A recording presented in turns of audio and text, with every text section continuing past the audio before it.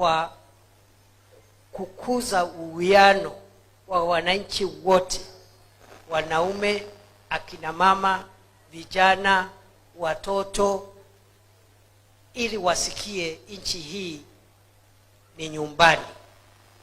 Na kwa hivyo hakuna sababu ya mtu yeyote kufikiria kwa sababu amezaliwa mahali fulani ati yeye hawezi kupata nafasi katika ujenzi wa taifa kwa sababu ya mahali ametoka. Hii nchi ni ya sisi zote, na lazima tuamue kuijenga na kukuza umoja wake. Na haitakuzwa kwa maneno matupu, haitakuzwa kwa siasa ya ukabila na utengano. Itakuzwa kwa siasa ya kuleta watu pamoja, kupendana, na kama kuna matatizo yoyote tunazungumzia yale matatizo na kuyatatua kama jamii.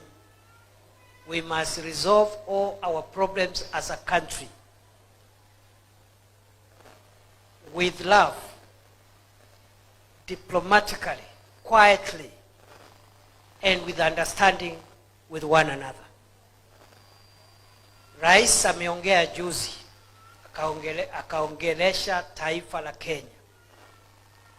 Na wale ambao mlisikiza, rais alisema hivi ya kwamba taifa limekuwa na changamoto kadhaa kwa kadha. Ameng'ang'ana vile awezavyo.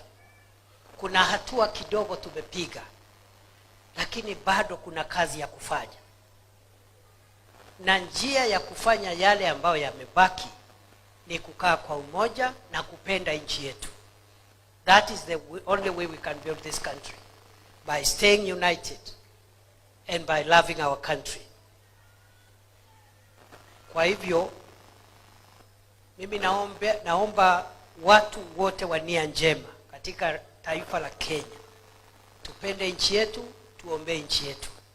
Tusiwe watu wachokozi, tusiwe watu wa kuleta utengano, tusiwe na ukabila, tusiwe na udini, kwa sababu mambo haya yote ni mambo yetu na yameruhusiwa. Mtu amezaliwa mahali fulani, ako dini fulani, lakini sisi zote at the end of the day ni watu wa taifa la Kenya. Sijui kama tunaelewana. Mungetaka tuishi kwa umoja? Mungetaka Kenya ibaki kama taifa moja? Yale matatizo yako tusaishiane kwa upendo. Wale wako na kutoa maoni, mnatoa maoni kwa njia ya upendo na uzalendo. Usitoe maoni kama uko na kisirani, kama uko na shida ingine, nakaa kama there is another problem. Na mimi nataka nisii sana, kwa sababu viongozi sio viongozi wa kisiasa peke yao. Viongozi ni aina nyingi sana katika jamii. Kuna wazee wetu. Wazee ni viongozi pia wa jamii. Kuna makanisa yetu. Viongozi wa dini pia ni viongozi katika hiyo himaya ya dini. Viongozi ni aina nyingi sana. Sio lazima uwe mwanasiasa ndio uitwe kiongozi. Mtu yeyote ambaye ni kiongozi ako na uhuru wa kuleta maoni vile Kenya hii ingekuwa bora zaidi, lakini ailete kwa uzalendo na upendo, na akiwa mtu ambaye anapenda nchi yake. Tusikosoane na njia ya kuharibiana heshima na njia ya kuleta uchochezi. Any leader who is inciting any section of the society is not worth that title of leadership. Wale viongozi ambao hawana cha kuambia wananchi, wanachochea wananchi,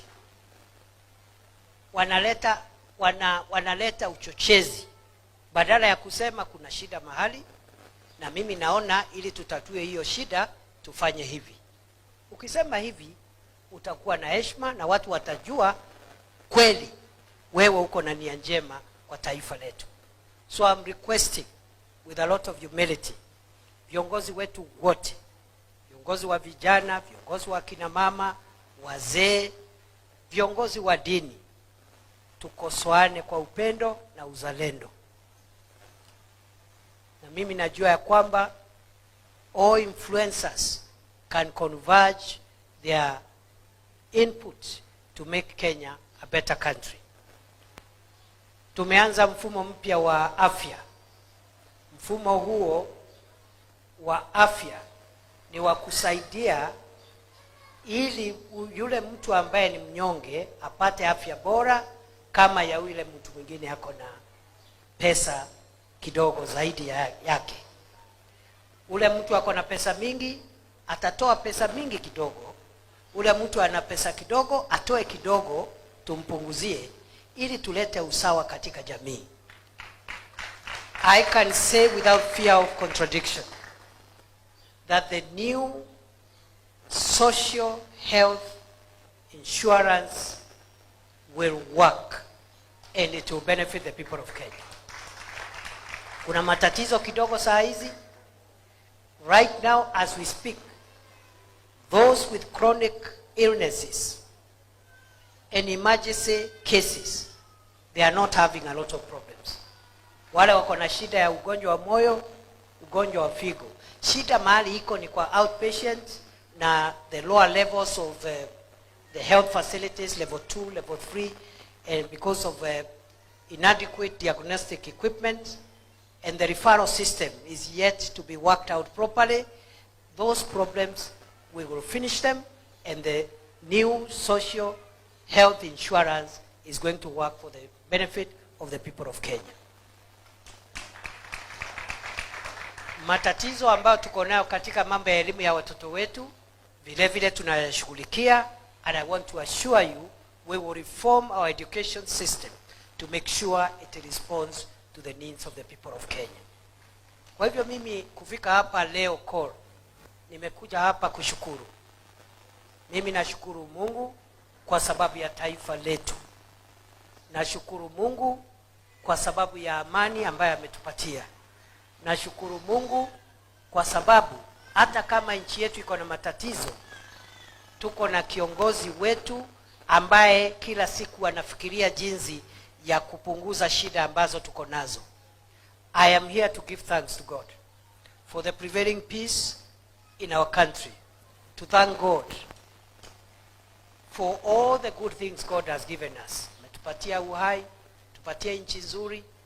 Nchi zingine ziko na matatizo ya vita, hakuna amani, lakini sisi Mungu ametujalia. So I'm here to give thanks. Asa nikikumbuka hapa market ya Koro, tulisimama hapa na rais akaomba mchague na mkamchagua. So I give thanks also because of what you people did. Nataka niwahakikishie nikimalizia, we will not let you down. Hii serikali haitawaangusha.